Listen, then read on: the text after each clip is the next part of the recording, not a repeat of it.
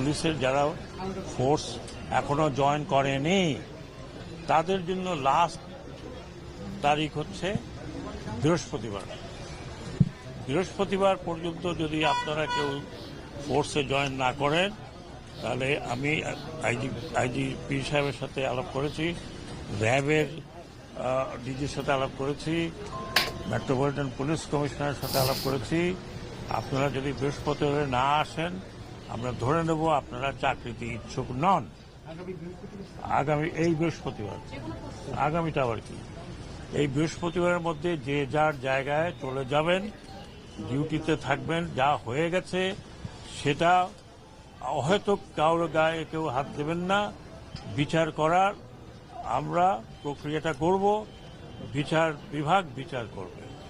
যারা দোষী হবেন, বড় দোষী ছোট দোষী যেই হোক, তাদের পানিশমেন্ট হবে।